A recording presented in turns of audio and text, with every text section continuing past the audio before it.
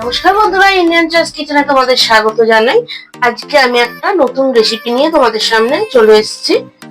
দেখতেই পাচ্ছ, গ্যাসে একটু গরম জল বসিয়েছি। এই গরম জলের মধ্যে একটা তেজপাতা, একটা দারচিনি, দুটো লবঙ্গ আর একটা এলাচের মুখটাকে একটু আমি ফাটিয়ে নেবো, নখের সাহায্যে ফাটিয়ে নিয়ে এলাচটা দিয়ে দেবো।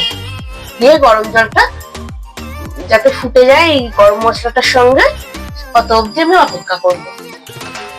জলটা ভালোভাবে ফুটে উঠেছে। এবারে এই জলের মধ্যে আমি সয়াবিন দিয়ে দেবো।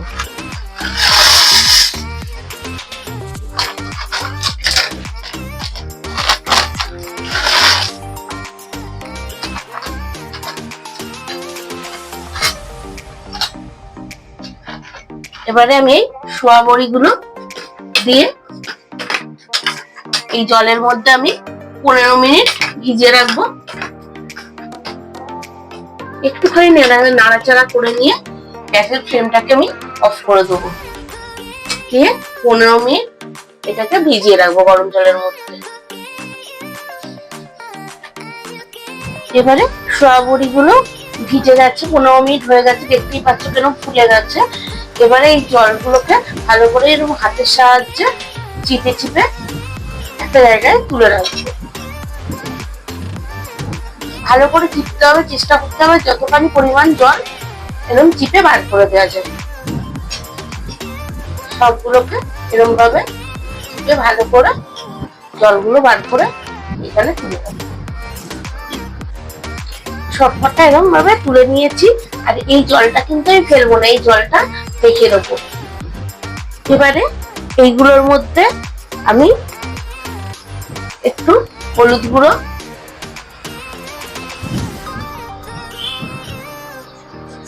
একটু লঙ্কার গুঁড়ো,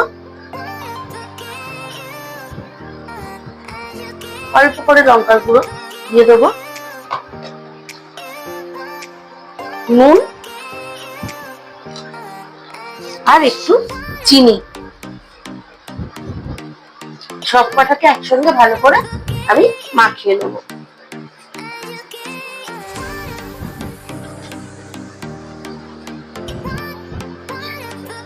বেশ ভালো করে মাখিয়ে নিতে হবে যাতে সবকটা বড়ির মধ্যে মশলাটা মেখে যায়।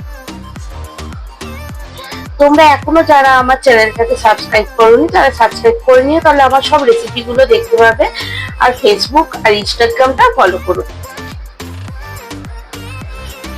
এরকম করে সবকটা বড়ির মধ্যে ভালো করে মাখিয়ে নেব। মাখিয়ে নিয়ে এটা 8 ঘন্টার মতন রেস্টে রেখে দেবো। ততক্ষণ বাকি জোগাড়টা আমি করে নেব। গ্যাসে কড়াই বসিয়ে দিয়েছি, কড়াইতে সর্ষের তেল দিয়ে দেবো।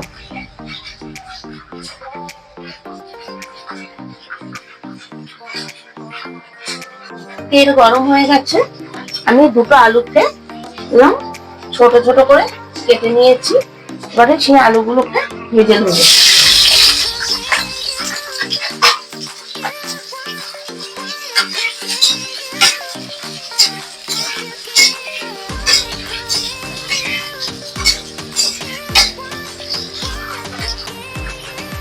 আলুগুলো ভালো করে ভাজা হয়ে গেছে।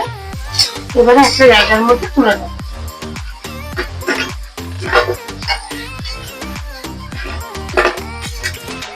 আলুগুলো তুলে নিয়ে ওই একই তেলের মধ্যে ম্যারিনেশন করা সয়াবিন গুলো দিয়ে দেবো।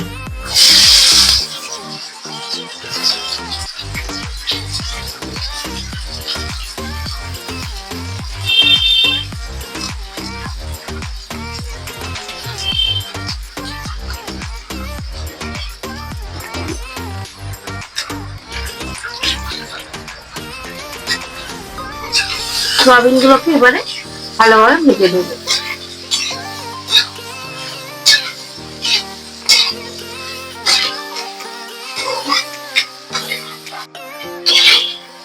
সয়াবিন গুলো ভাজা হয়ে গেছে। এবারে এটাকে কড়াই থেকে তুলে নেবো। সয়াবিন গুলো অন্য জায়গায় তুলে নিয়ে সেই একই কড়াইয়ের মধ্যে আর কি সর্ষের তেল দিয়ে বসিয়ে দিয়েছি। তেলটা গরম হয়ে গেছে, এবারে একটা তেজপাতা ফোড়নে দিয়ে দেবো।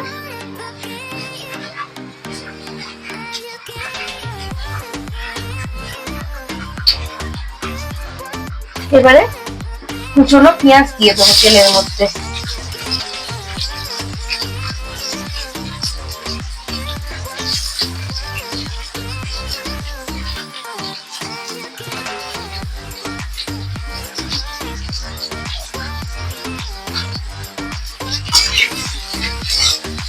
পেঁয়াজটাকে ভালো করে ভেজে নেব।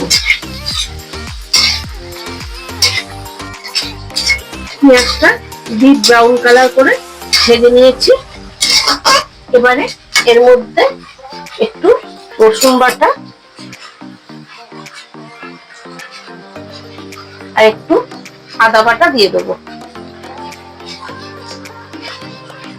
একই সঙ্গে একটা টমেটো কুচিয়ে রেখেছিলাম, টমেটোটাও দিয়ে দেবো।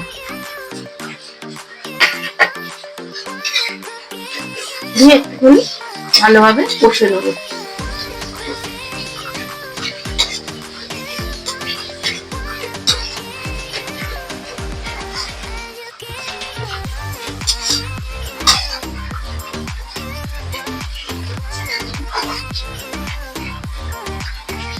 এর মধ্যে কিছু গুঁড়ো মশলা দিয়ে দেবো।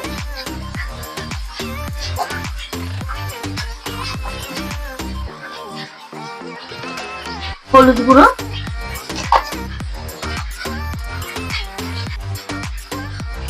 হাফ চামচ জিরের গুঁড়ো, হাফ চামচ ধনের গুঁড়ো আর স্বাদ মতন লঙ্কার গুঁড়ো। সোয়াবিনে আমি লঙ্কার গুঁড়ো আগেই দিয়েছিলাম, সেই বুঝে লঙ্কাটা দিতে হবে। নুনটাও তাই, সোয়াবিনে নুনটা একটু দেওয়া আছে, সেই বুঝে স্বাদ মতন নুন দিয়ে দেবো। দিয়ে এর মধ্যে একটুখানি জল দিয়ে দেবো গুঁড়ো মশলাটা কষানোর জন্য।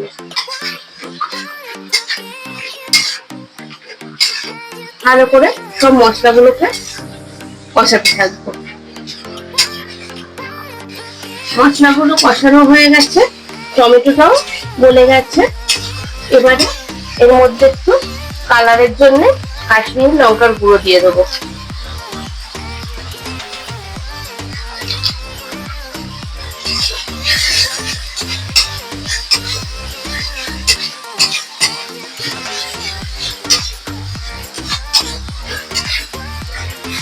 এবারে গ্যাসের ফ্লেমটাকে একদম সিমে করে দিয়ে একটু টক দই দিয়ে দেবো।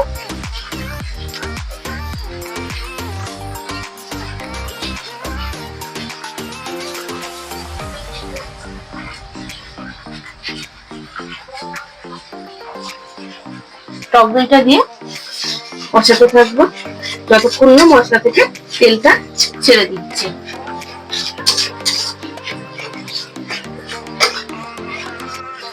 সব মশলা ভালো করে কষানো হয়ে গেছে, এবারে ভেজে রাখা সয়াবিন আর আলুটা দিয়ে দেবো।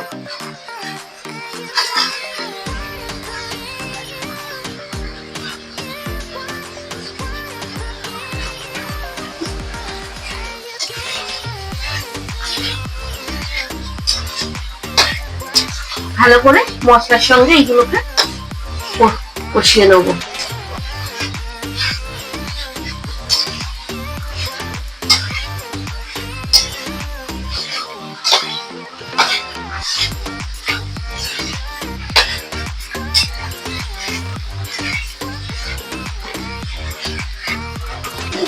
কষাতে কষাতে মাঝখানে একটুখানি টেস্টটা ব্যালেন্সের জন্য চিনি দিয়ে দেবো।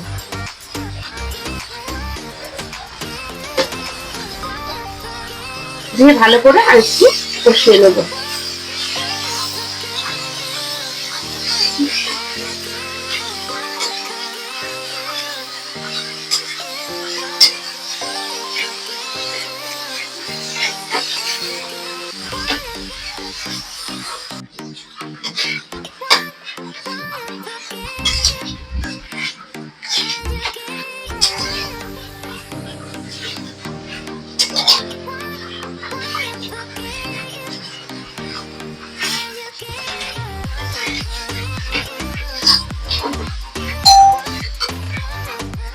এবারে কষানো হয়ে গেছে, সোয়াবিন ভিজিয়ে রাখা যে জলটা রেখেছিলাম সেই জলটা আর একটু গরম জল করে নিয়েছি, গরম জল দিয়ে দেবো গ্রেভিটার জন্য আর আলুগুলো সেদ্ধ হওয়ার জন্য।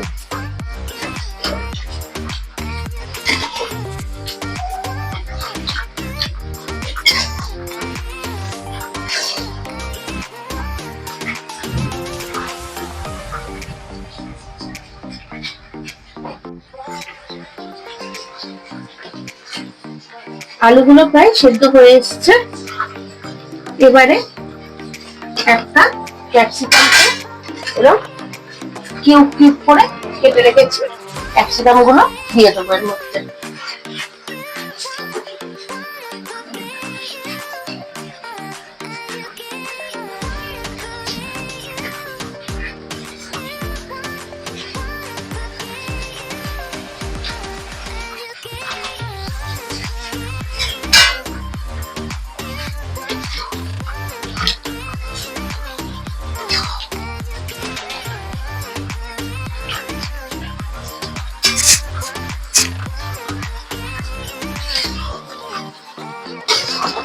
এবারে আলুগুলো পুরোপুরি সেদ্ধ হয়ে গেছে, ক্যাপসিকামটা পুরোপুরি সেদ্ধ যেন না হয়, একটু 40% মতন বয়েল হয় আর যেন কচকচে থাকে, তাহলে খেতে ভালো লাগবে। এবারে ওপর থেকে একটু গরম মশলা দিয়ে দেবো, গরম মশলাটা অল্প করেই দেবো কারণ সয়াবিনের জলে গরম মশলা ছিল, ওই জলটাই দেয়া হয়েছে।